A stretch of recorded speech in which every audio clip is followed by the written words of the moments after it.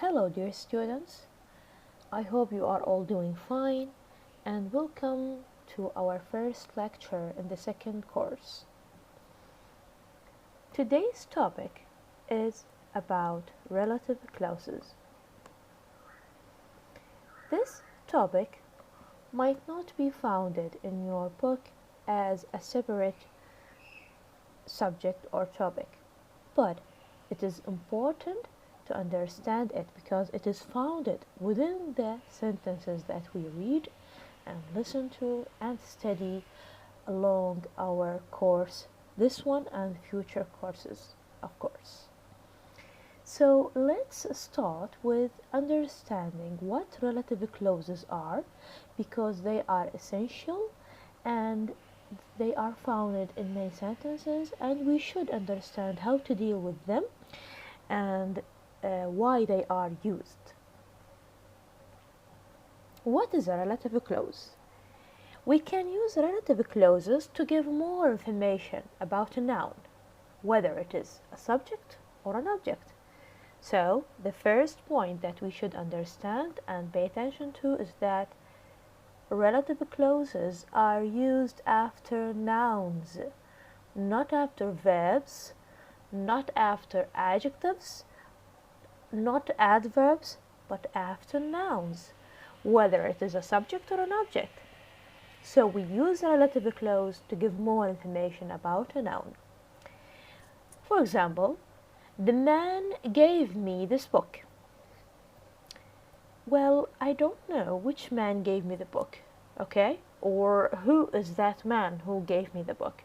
While if I say, the man who was speaking to you gave me the book or gave me this book, now I understand that who is that man.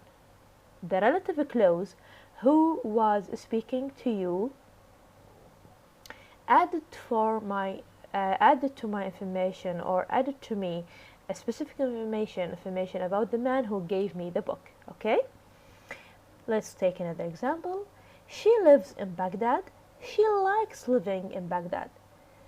This sentence is composed of, actually we have two sentences together now, okay? We have she lives in Baghdad and we have she likes living in Baghdad. But I can join them together and say she lives in Baghdad, which she likes. She lives in Baghdad, which she likes.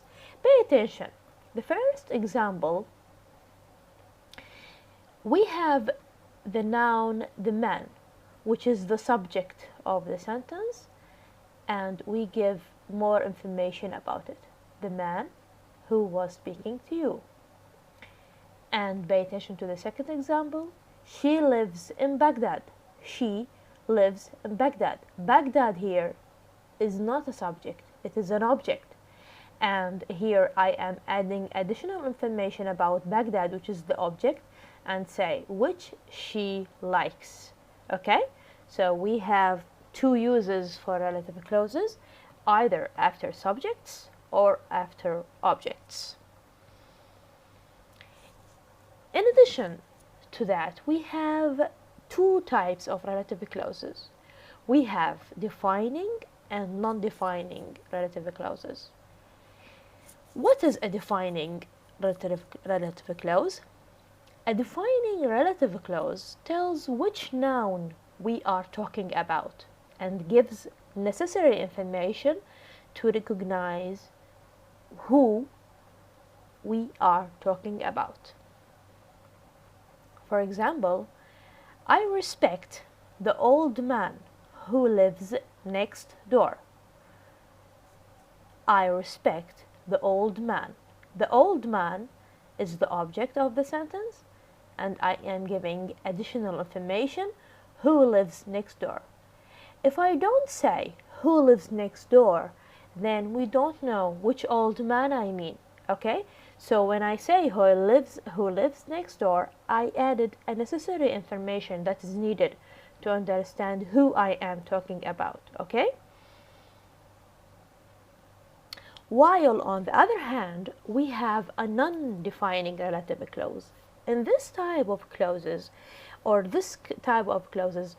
give us uh, extra information about something.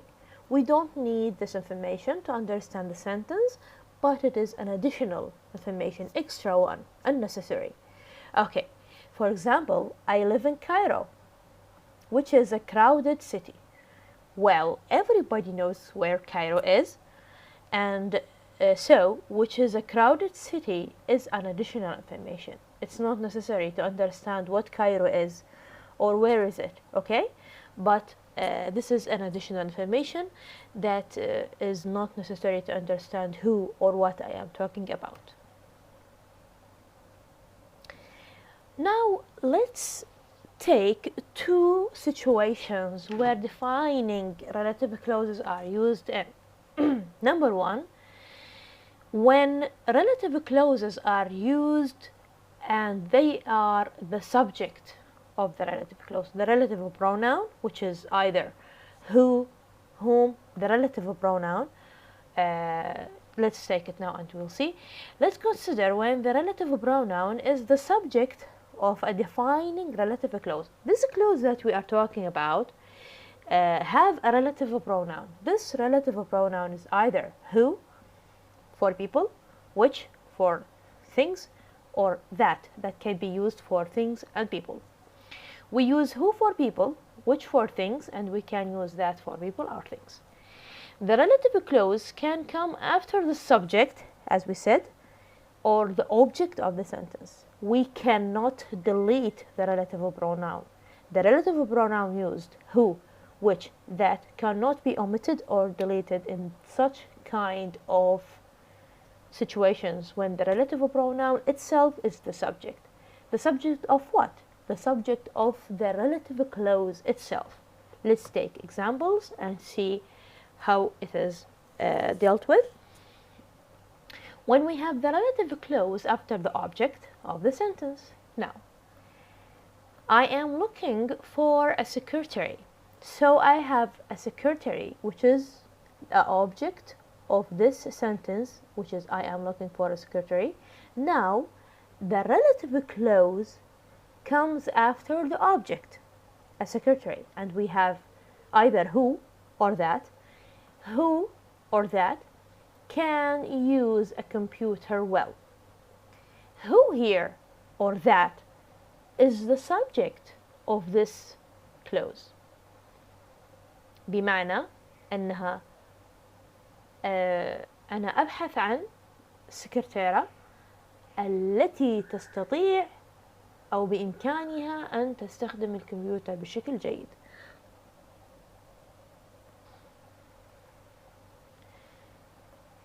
She has a son.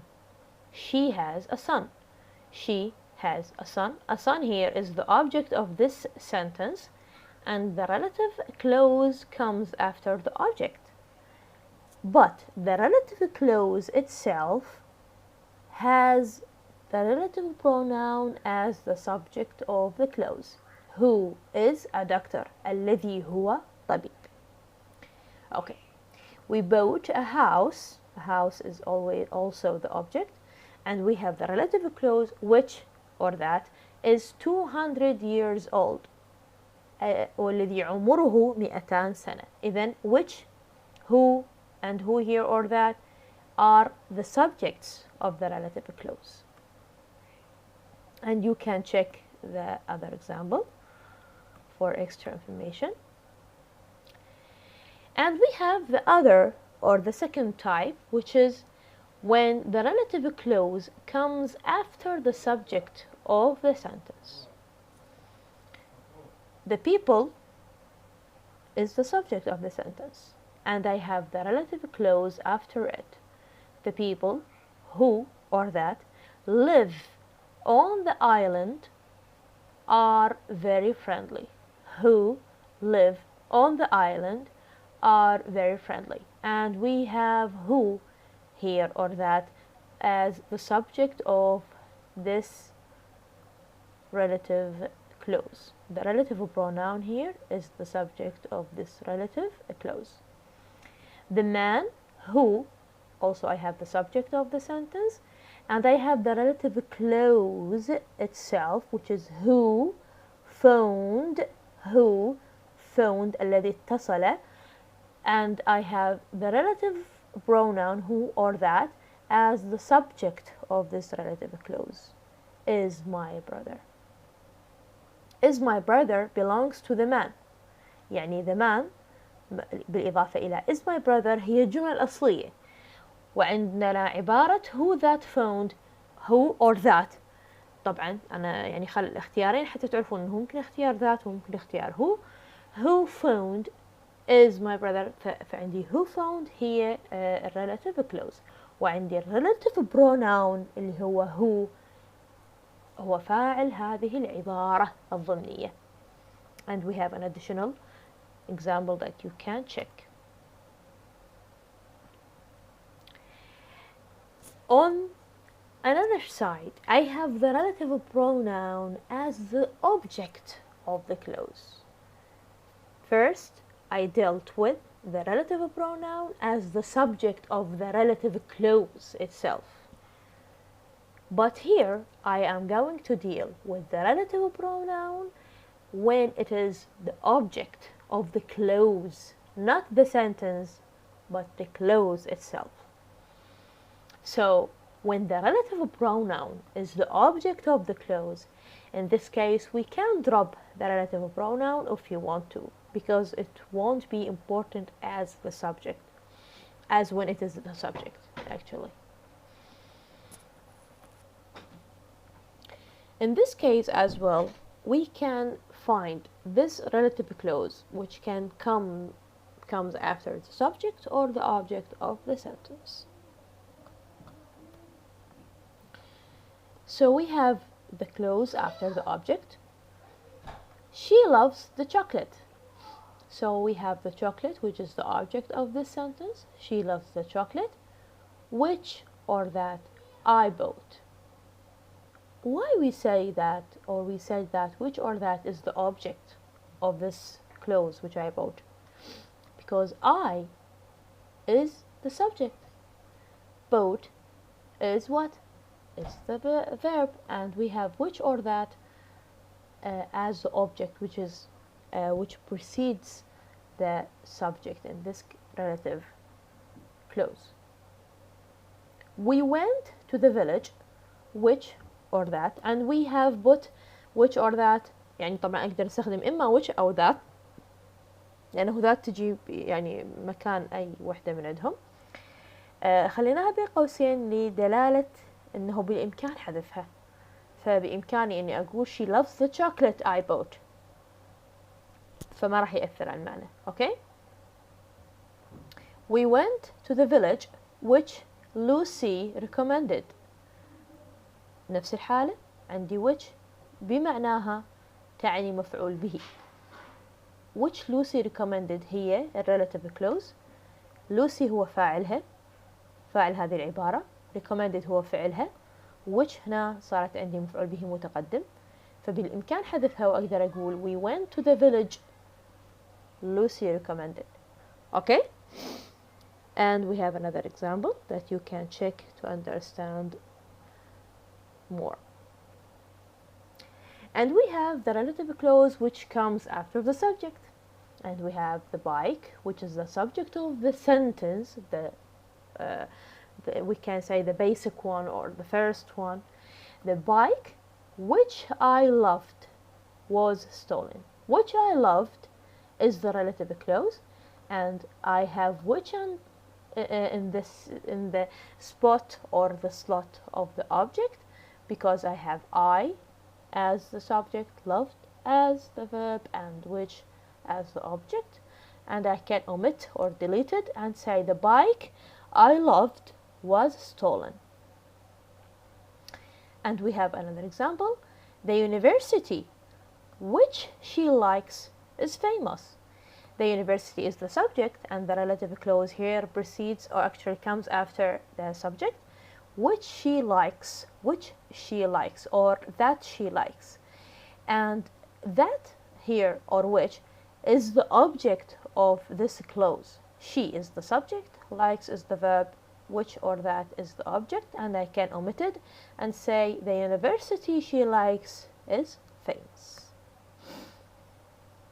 We have another part which is non-defining relative clauses.